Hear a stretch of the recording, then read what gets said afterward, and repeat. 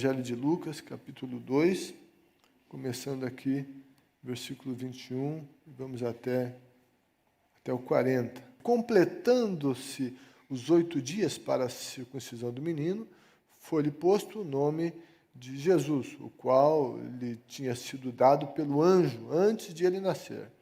Completando-se o tempo da purificação deles, de acordo com a lei de Moisés, José e Maria o levaram a Jerusalém para apresentá-lo ao Senhor, como está escrito na lei do Senhor. Todo primogênito do sexo masculino será consagrado ao Senhor, e para oferecer um sacrifício de acordo com o que diz a lei do Senhor, 2 rolinhas ou 2 pombinhos. Havia em Jerusalém um homem chamado Simeão, que era justo e piedoso, e que esperava a consolação de Israel. O Espírito Santo estava sobre ele. Fora-lhe revelado pelo Espírito Santo que ele não morreria antes de ver o Cristo do Senhor. Movido pelo Espírito, ele foi ao templo, quando os pais trouxeram o menino Jesus para lhe fazerem o que requeria o costume da lei. Simeão o tomou nos braços e louvou a Deus, dizendo: Ó soberano, como prometeste, agora podes despedir em paz o teu servo, pois os meus olhos já viram a tua salvação, que preparaste à vista de todos os povos, luz para revelação aos gentios e para a glória de Israel, teu povo. O pai e a mãe do menino estavam admirados com o que fora dito a respeito dele. E Simeão os abençoou e disse a Maria, mãe de Jesus: este menino está destinado a causar a queda e o soerguimento de muitos em Israel, e a ser um sinal de contradição, de modo que o pensamento de muitos corações será revelado. Quanto a você, uma espada atravessará a sua alma. Estava ali a profetisa Ana, filha de Fanuel, da tribo de Asser. Era muito idosa, tinha vivido com seu marido 7 anos depois de se casar, e então permanecera viúva até a idade de 84 anos. Nunca deixava o templo, adorava a Deus, jejuando e orando dia e noite. Tendo chegado ali, naquele exato momento, deu graças a Deus e falava a respeito do menino a todos os que esperavam a redenção de Jerusalém. Depois de terem feito tudo o que era exigido pela lei do Senhor, voltaram para a sua própria cidade, Nazaré, na Galiléia.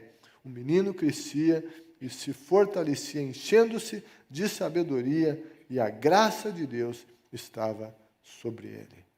Jesus, aqui na terra, era 100% Deus, mas ele se fez 100% homem. E, na terra, ele não lançou mão dos atributos de Deus para viver aqui na terra. Tudo que ele fez foi no poder do Espírito. A Bíblia diz que Deus ungiu a Jesus de Nazaré com o Espírito Santo e com virtude, o qual andou fazendo bem, curando todos os oprimidos do diabo, porque Deus era com ele. Então, Jesus viveu aqui como homem. E ele venceu aqui na terra, não como Deus, mas como homem.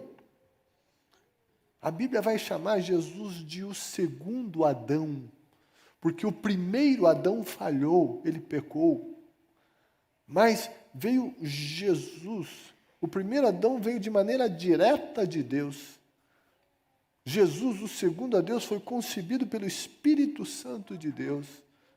Primeiro falhou, mas Jesus veio como homem e para que a obra de Jesus tivesse legalidade, Jesus teria que sim vir como homem.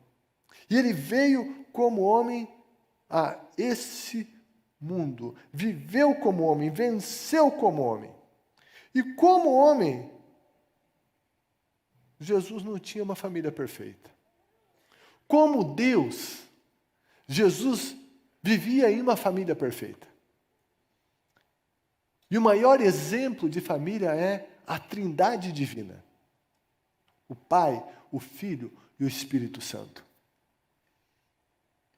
E eles são 3, mas são um, em função da unidade absoluta que existe entre o Pai, o Filho e o Espírito Santo. São três, mas são um.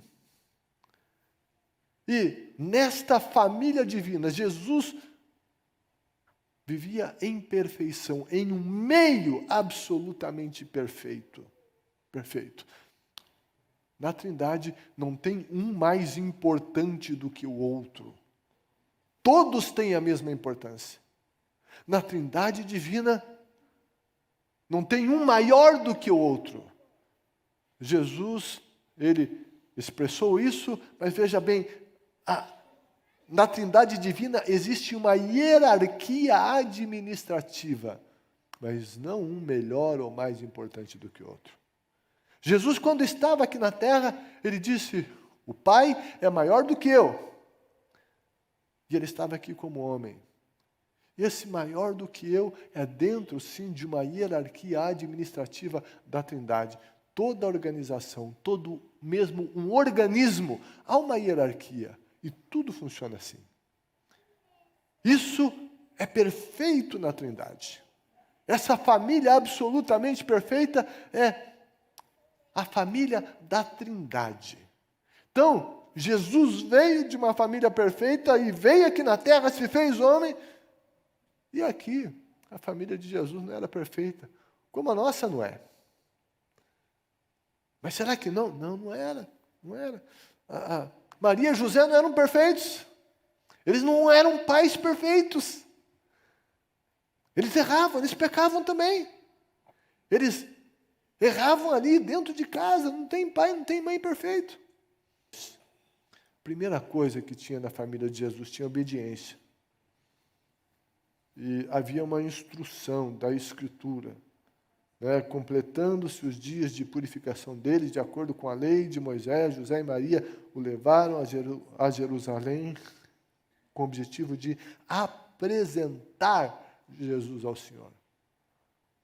A lei dizia que era para apresentar. No 8º dia, né, enfim, era feita a circuncisão dos meninos. A Bíblia nos dá exemplos de família. E quando ela fala de família, a Bíblia nos mostra a família, ela, sabe, não tem nenhuma família perfeita. A Bíblia fala das famílias nos seus acertos e nos seus erros. Isso tudo para que nós aprendamos com a palavra de Deus como ser família. Como nos comportar como família? Nós olhamos a família de Abraão, Isaac, Jacó, quanta coisa para aprender ali. A Bíblia é um livro honesto e ela não esconde nada. Ela não falou só das coisas boas das pessoas, só das coisas boas da família. A Bíblia não falou aqui da família de Jesus só das coisas boas. Aqui a gente está explorando uma passagem de coisas boas, mas a Bíblia não deixou de falar dos erros da família de Jesus. Não de Jesus. Jesus nunca errou, mas a família dele errou. Por que a Bíblia mostra erros e acertos? Para que eu e você aprendamos como viver em família. Para que tenhamos uma família de fato abençoada. As Escrituras nos dão essas instruções. Quando a gente busca seguir essas instruções,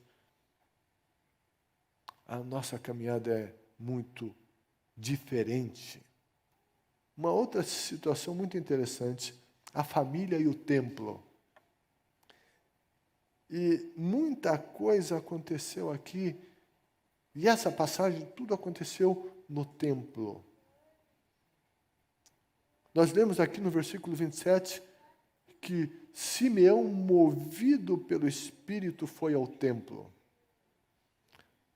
Deixa eu dizer uma coisa para vocês. O Espírito, sim, ele fala e ele nos conduz ao templo. Eu quero dizer a você que nós estamos aqui porque nós ouvimos o Espírito Santo. E ele nos conduziu hoje ao templo, ao lugar onde nós nos congregamos. Aqui nós vemos que há um chamado divino para as pessoas serem conduzidas ao culto congregacional, onde se congrega. Existe o culto individual e pessoal, e ele é essencial, e ele é muito importante, fala do nosso dia a dia com Deus. Mas a Bíblia mostra do culto congregacional, quando aqueles que cultuam a Deus na sua individualidade se reúnem para cultuá-lo, congregados, juntos. E nesse lugar, algo diferenciado. Aqueles que dizem, não preciso da igreja, faço minha oraçãozinha, estão perdendo demais. Porque tem coisas que não acontecem no culto individual. Repito, o individual é essencial termos tempo com Deus em oração, diante das Escrituras, mas nada substitui o culto congregacional, quando nós nos congregamos. Estão lá José, Maria, Jesus, no templo, versículos 34 e 35 que lemos, e diz, e Simeão os abençoou. Os abençoou. A gente não tem noção de como a gente é abençoado quando a gente está nesse ambiente, nessa atmosfera espiritual saudável, aqui na casa do Senhor. E diz, e Simeão os abençoou, e disse a Maria, mãe de Jesus, este menino, e aqui está falando de destino, de propósito. Este menino está destinado a causar a queda e o soerguimento de muitos em Israel, e a ser um sinal de contradição, de modo que o pensamento de muitos corações será revelado. E quanto a você, uma espada atravessará a sua alma. Aqui, Simeão abençoou, casa de Deus é lugar de bênção, um lugar onde bênçãos fluem, e em seguida, propósitos de Deus são revelados àquela família. Há uma fala sobre Jesus, que Jesus causaria a queda e o surgimento de muitos. E essa profecia é muito ampla, e o cumprimento dela vem dentro de toda a era cristã, e ela vai caminhar, e assim será até os tempos escatológicos, até que haja novos céus e nova terra. O Senhor Jesus, sendo esse Senhor de tudo e de todos,